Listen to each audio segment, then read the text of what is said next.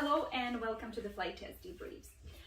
Today I have a couple of recent CPL flight tests from our winter Vancouver weather, but not really that the weather affected it. However, it's just some of the few recent trends, mistakes, things for improvement and suggestions for those who are soon about to go for the flight test. So starting with the ground portion. It is generally a good idea to have the weather package printed and highlighted for all the relevant weather that is pertinent to your flight route that you were given. If you don't do that, what may happen is that you read it from the screen, it's totally fine, you do all your calculations, but then during the ground portion, if the forecast might change, on your screen it will be all updated, and you will not even have the numbers to back up your calculations. If you have on paper, you don't run this risk. Make sure you look through all the relevant weather, including any airport information, NOTAMs, PIREPs, SIGMETs, everything, and highlight relevant NOTAMs as well as the weather. Make sure you read it and you're familiar with it. So if I'm asking you to give me a brief summary, I don't want you to start reading the matters at that point. It's a little bit too late for that. You should be able to retrieve the information easily from the CFS if needed about the airports along the route, and know how to apply this information. And between the airport information and the weather, put together a full picture of your trip. For example, the surface conditions. So if we are in the middle of December in Vancouver and you're about to land in Hope, which is a grass runway, probably you don't actually want to do that. So walk around that would be to say, okay, I will land at the nearest hard surface airport and have my passenger taken a cab or so to the final destination. Because most likely that landing on a very, very, very soft grass in Hope in winter will not be a successful one. Make sure you do know the classes of airspace, the definition of them, and which classes of airspace would you expect along your route on your trip. Know how you can get into your planned airports. Considering the weather. So for example, the other day I gave a scenario of how would you proceed if all of a sudden the visibility drops to 3/4 of a mile. So the candidate right away suggested special VFR, which I suggest you look up the conditions. There are certain limitations on special VFR as well, so it's not always get there no matter what ticket. So know the conditions, know your legal options and safe options. Be able to calculate the VREF. This is something that you only encounter in commercial flight tests, not in private flight tests. And know where the numbers are coming from and how to apply them. Generally speaking, when you're a commercial pilot, you should be able to organize yourself in a timely manner. It doesn't mean you have to rush your flight test, do the things that you need to do, but also keep in mind that you would be handling passengers or possibly time-sensitive cargo. So make your procedures nice and efficient. On the engine start, make sure you do not ever re-engage the starter when the propeller is spinning. This is such a no-no, and I totally cringe when I see that happening. It's really bad for the starter. You don't want to damage the plane, and it's something so avoidable. So what you would need to do in this case, wait until the prop stops spinning and then restart your engine start procedure, but not trying to catch it again while the propeller is spinning. It's really bad. On takeoff, this is something I'm very adamant about. Have your hand on the throttle no matter what. You have one hand on the control column, maybe you need to do something quickly, but most of the time your right hand, if you're on the left seat, has to be on the throttle. You are ready to abort the takeoff if needed, or if for whatever reason the throttle comes back, you need to be able to push it forward. It's such a critical phase of flight that taking your hand off the throttle just to write down, to look at your watch and write down the takeoff time is so not worth it, or doing something else not critical. Takeoff is a critical phase of flight that needs your full attention, but also full attention of your hands and feet as well. When you're taking off, I typically tell my students, shine like a Christmas tree. Turn all the lights on to make yourself visible. It's not just a legal requirement to have the landing light on for takeoff and landing, but it's also your safety, because when you're visible to other traffic, they're more likely to avoid you safely and earlier, and it's for everyone's benefit. So make sure you do that. On landings,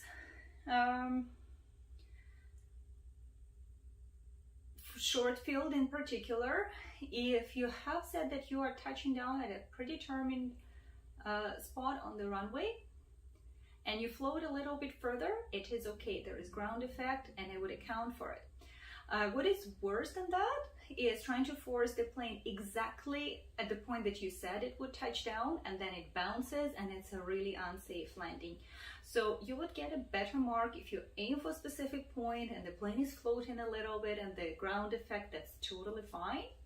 It won't float too much if you approached at a proper approach speed, but really forcing the plane on the ground before it is ready is a really bad idea.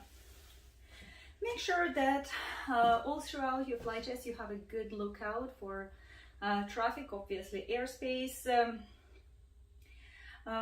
Just backtracking quickly on the approach, any landing, any takeoff, by default is a crosswind landing and crosswind takeoff. So if you happen not to have a crosswind, it's just a bonus. But by default, every takeoff and every landing is a crosswind. So always be prepared, always expect it. Align yourself on the center line, allow yourself a good long enough final to be stable, and then be prepared for a good landing. When you are on your cross country and if the airplane is equipped with a GPS, you are allowed to use it.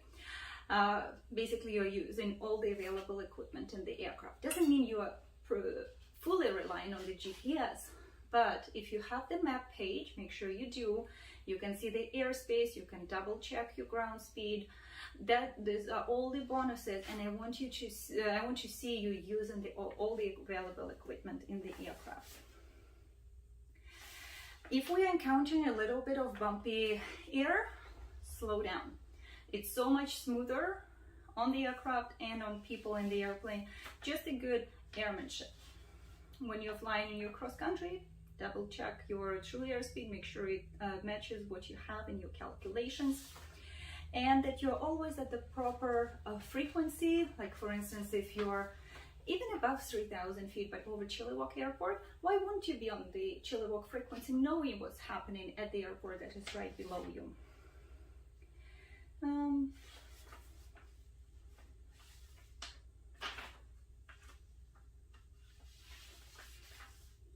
On the instrument work, one of the critical safety items before any turn, you always ask if it is clear. If a time turn, if it's an instrument navigation, that's extremely critical.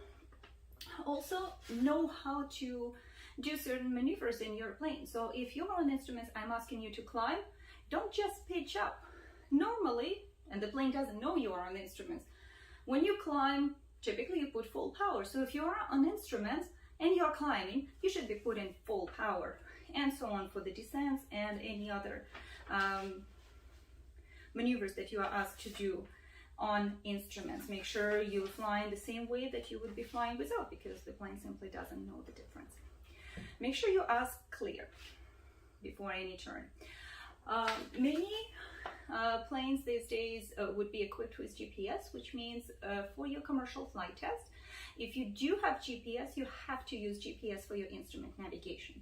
What's important here is that you do not just fly in the moving map or magenta line, but you switch to the proper navigation page and have your track properly set up, and you know how to intercept it and track it. So don't just zoom in on the moving map, it's not the correct way to do it.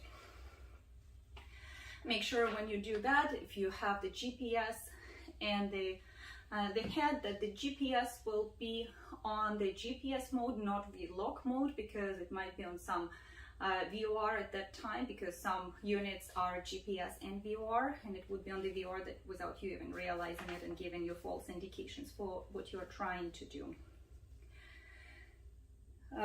Instrument work is done. Next will be upper air work. Slow flight. The flight test guide does not give you a specific slow flight speed, but it's up to you to know what speed is the slow flight for your specific aircraft. And once established, you do need to maintain that speed. So you cannot be anywhere in the slow flight range going up and down in the speed as long as you're staying there. Pick the speed and then fly it. When you're doing a stall, make sure you're not doing a secondary stall. Very important. Spin has a specific instruction in the flight test guide that if the recovery ends up being in the yellow arc, then it's an automatically a 2 for that spin. So when you're practicing and preparing for the flight test, make sure you know the speed that you're recovering at and be comfortable recovering way well below the yellow arc. If your attempted spin suddenly goes in the spiral dive, it's up to you to recognize and recover from it safely and in a timely manner. Slip seems to be one of the most overlooked exercises in the upper air work, and especially slip and turn, which is one of the options. I have several times seen candidates trying to turn, slip, skid. Was pretty messy. It's one of the elementary exercises you have seen for the first time on your pre-solo stage. So just review it and be comfortable with doing it. Forward slip and slip and turn, both are the options of what we can be doing on the flight test. No skid and turns, be it attempt of slip and turn or force or any phase of flight, even on the circuit.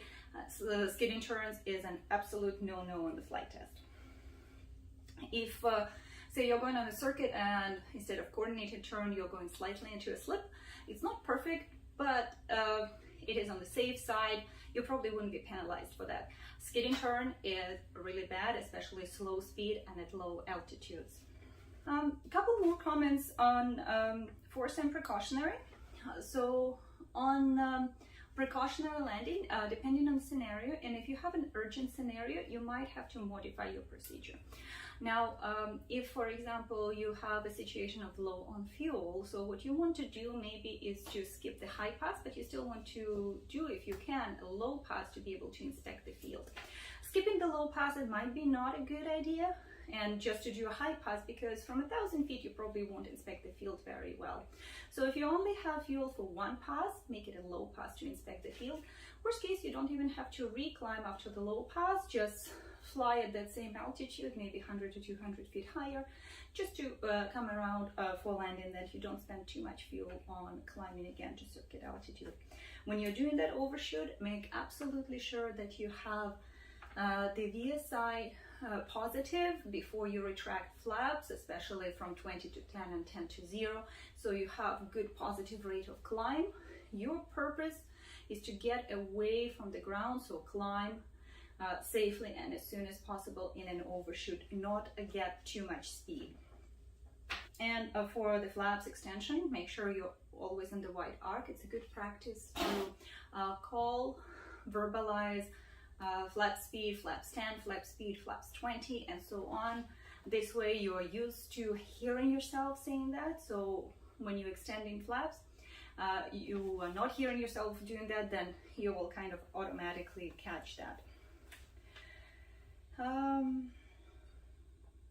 If you have if you're being asked a critical emergency, like for example a wing fire, it's really not the time to start reading a checklist or flip through the POH.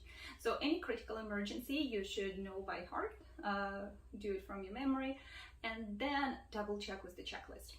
If it's a non-critical emergency like flat tire, you can do the whole thing as per the checklist, take your time, read it, familiarize yourself, prepare. But if it's a critical emergency, which any fire is, you have to first act from memory. At the end, make sure you show me one landing, not two, meaning not a bounce landing and then another one. Keep the plane in ground effect as long as it would stay in the ground effect, and then safely touch down. If it's a short field landing and you need to apply brakes, make sure you retract flaps before you apply brakes, that you have the whole weight of the aircraft on the wheels, and it makes braking more effective than if you have flaps. And make sure you do watch the wingtips as you are taxiing back into your parking spot.